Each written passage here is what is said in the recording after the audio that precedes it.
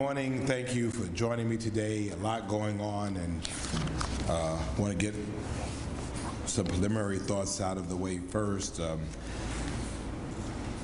First of all, happy Rosh Hashanah, or Happy New Year to our Jewish friends and neighbors. Rosh Hashanah marks the beginning of the Jewish High Holy Days, and so this millennia-old holiday is an occasion for reflection and often celebrated with prayer, symbolic foods, and the blowing of a traditional horn called a shofar. So we want to wish all of our Jewish neighbors a happy and a very sweet New Year. On this past Sunday, Savannah celebrated our very first Day of Peace in Daffin Park. And this was an awesome celebration of collaboration, of peace, and unity that was very well attended by Savannahans from every corner of the community. Obviously, I was there, members of council were there, the city manager was there, and Team Savannah was well represented. I really want to thank Jill Cheeks and the Mediation Center for their leadership and their co-creation. And I want to thank every collaborator, partner, and participant that made this day one that will serve as the genesis of many more intentional acts and conversations and actions to come. Also, the 2022 Savannah Jazz Festival is now in the books. And it concluded with record crowds returning to Forsyth Park.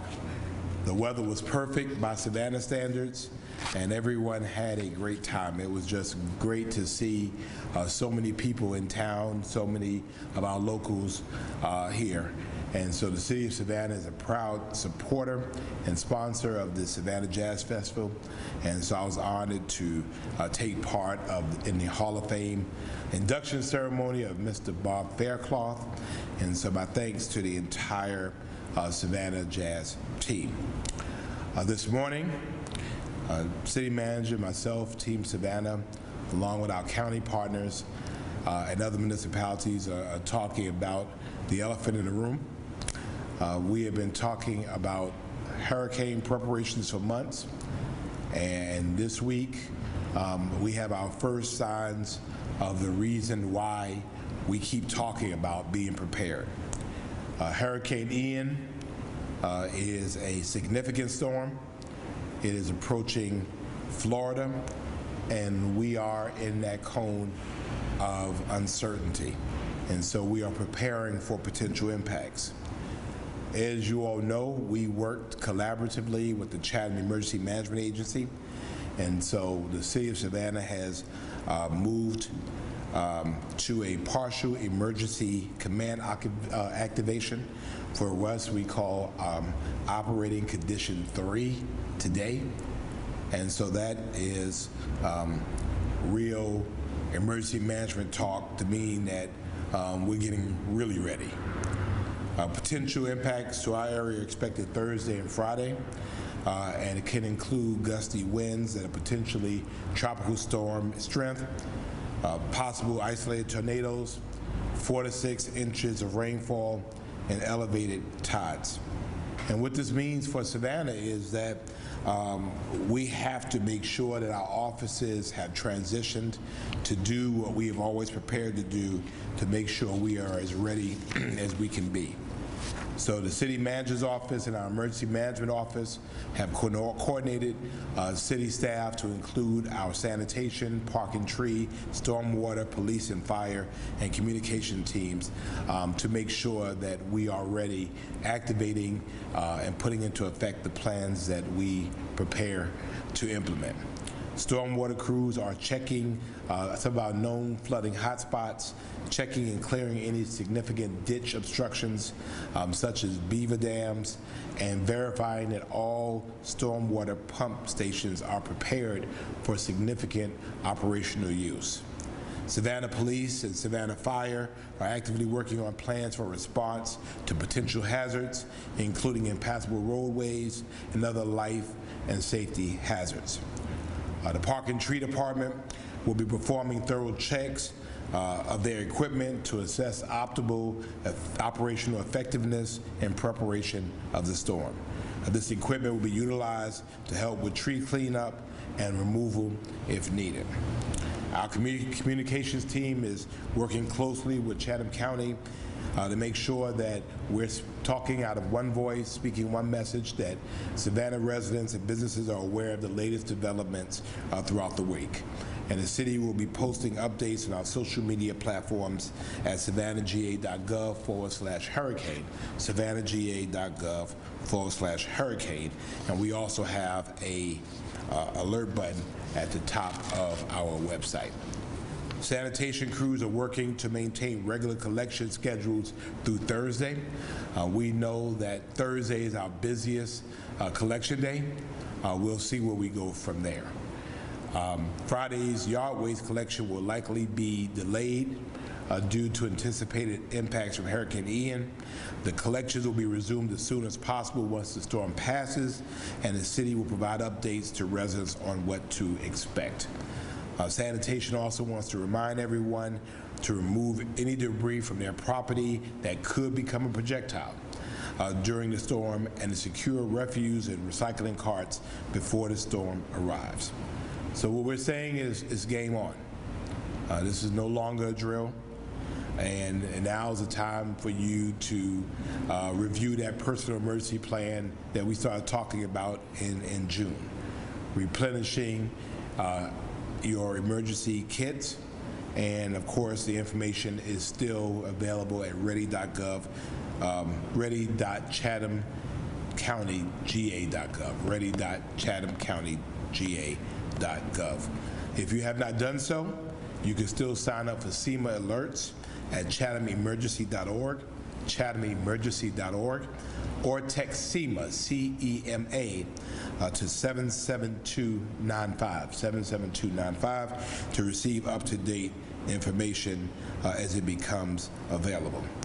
And so we hope to keep everyone connected, keep people advised with the best information. We don't want people to panic. We don't want people to panic. And to be honest with you, we don't want people necessarily to leave, because you might be riding from where you think the storm is going to where the storm actually is. And so we want to make sure, again, that you listen for the best and available, latest and greatest information, and then we can best advise where to go. Usually when we evacuate north and west. Well, the storm could be heading north and west, so this might be the best place to be. So we're watching that. I've had the opportunity throughout my years, obviously, to ride all of these out, at least over the last 20 years. And so we'll be fine if we prepare right. And if we prepare right and we execute right, we'll be fine. And so our community is prepared. Our city definitely is prepared. I am particularly concerned about those who do not have roofs over their heads. They don't have a place to evacuate to. They don't have the protections that we would have in our domiciles. So city manager and our teams are working together to make sure that the most vulnerable among us are okay. Obviously, this goes towards our point that people who don't have roofs over their heads should have roofs over their heads. Because when things like this happen and the rest of us can retreat and hunker down for a storm, those folks are left defenseless, and a beloved community is not and should not act that way.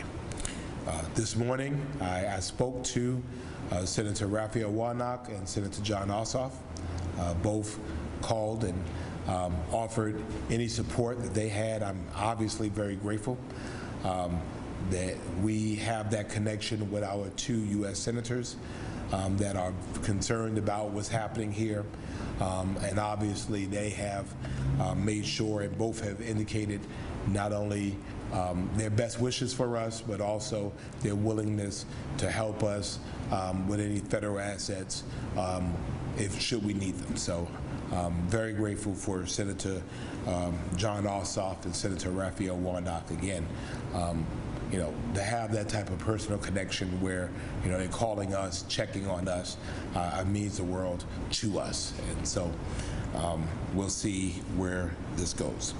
So that ends my comments, and certainly I'll entertain any questions you may have. We'll take him last.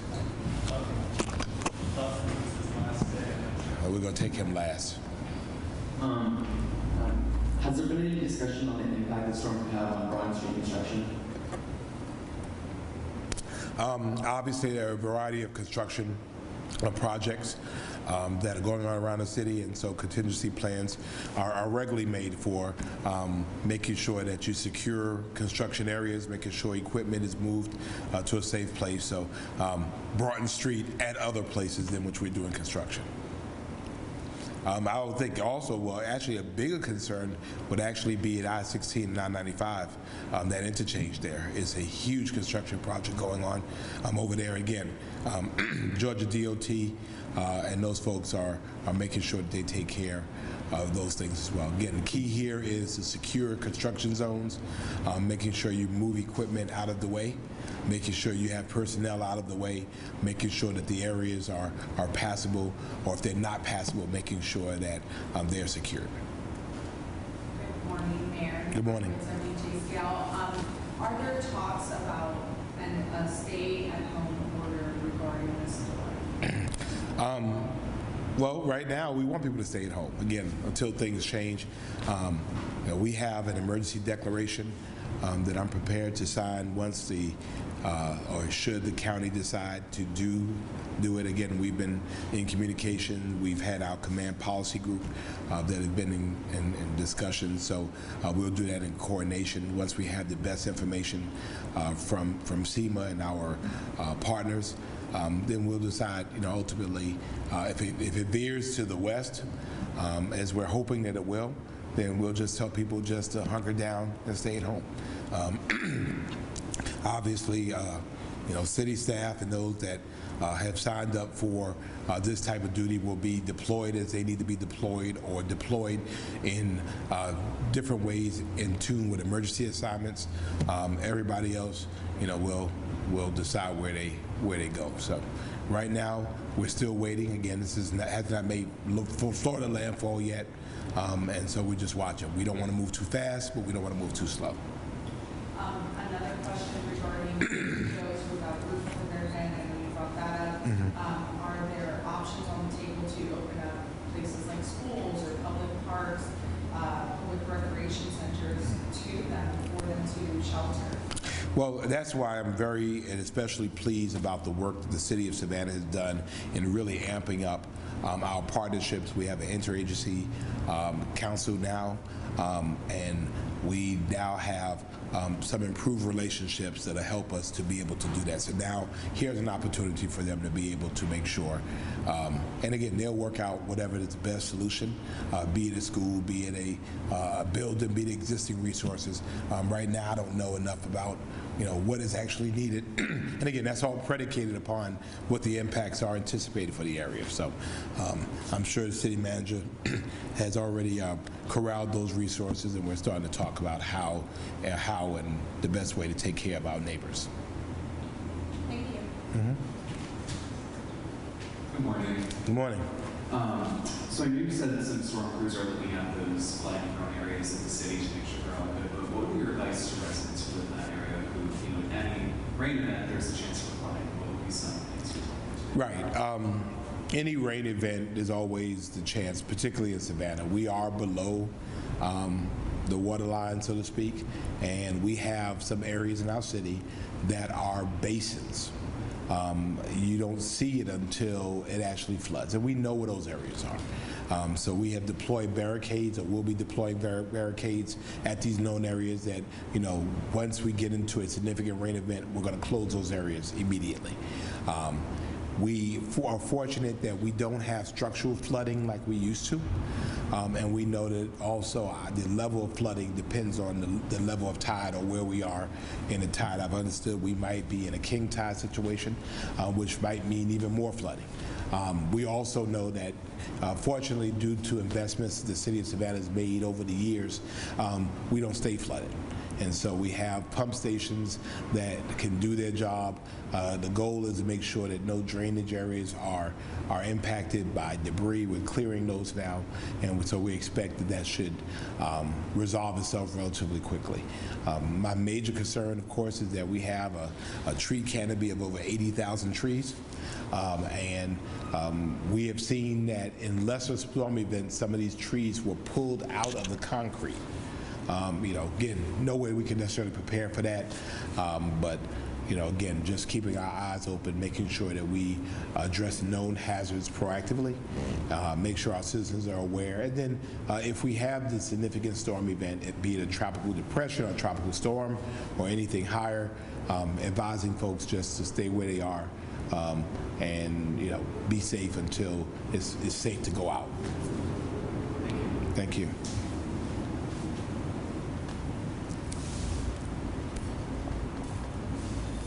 Good morning, sir.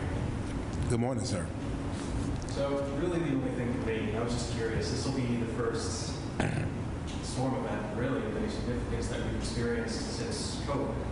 So how that might change plans compared to years past for city staff, especially when it comes to hunkering down in certain areas for shelter. Right. And again, I've been doing these for a while, obviously. This is somewhat different. Savannah has been so phenomenally blessed.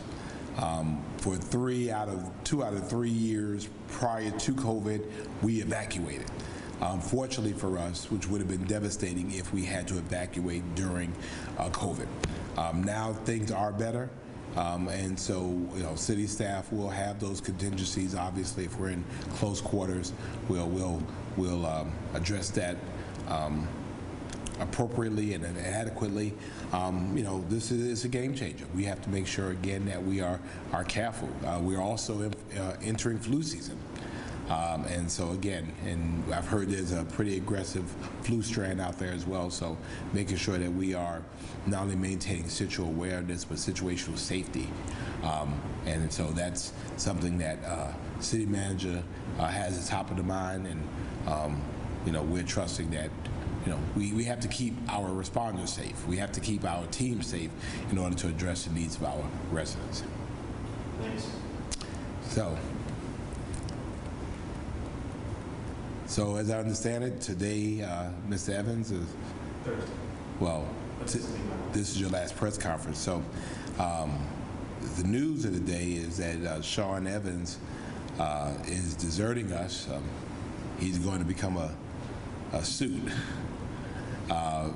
Sean has been with WTOC and has covered the city for how long? 8 years. 8 years? Wow. So he has served us from his kid's bedroom during COVID and Zoom. And Sean, you've been a great asset. I have not always liked the stories you've covered, but I've liked the way that you've covered them. You've always been fair. You've always allowed us to tell our side of the story. I've never known you to editorialize, and I think that's important when you talk about the news. Fundamentally, do you report the news or do you make the news? And I appreciate you for reporting the news. We're going to miss you. We kind of hate that you're going over to the other team, but we certainly wish you the best, and we look forward to seeing you in another role in our community. And it's just been a pleasure working with you, sir. So, thank you. Thank you. Anything else? Okay, well, we want people to be safe. See, y'all hang out 8 years, and then I can say the same thing for y'all, see? 8 years. Why is that? I mean, his book is coming out, 8 years of covering the city beat. I mean, he has some stories, but, we're going to be okay. But we've been talking about this since June. This is week number 18, right? So every week I've been mentioning that at the end that, get ready, get ready, get ready. And so it's time now to be ready. And, we're hoping that, Obviously, we're concerned for our friends down in Cuba who are being battered. Obviously, for our friends in the Gulf and over in the west coast of Florida who will be battered. And, you know, it's now time for what was predicted to be a very active storm season. And so it's here. You prepare your plans, and now you go out in the field and you execute. And so you're not judged on how you plan, you're judged on how you execute. And so Savannah will execute well. We have the best in the business. We live and work every day understanding that because this is where we live, we have to be prepared for it.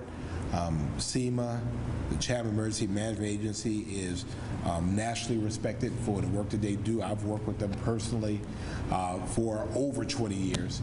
I've been in the EOC spending long nights with them as we watch storms go over us. So we have the best team on the field, and we're going to be fine. The goal again, don't panic, but be prepared. And now execute those plans, but don't go anywhere until we tell you to go, because you might go right into the storm. So, we'll be fine, and next week we'll be talking about this in the past tense. So, thank you all for coming out. God bless Savannah. Let's be Savannah strong.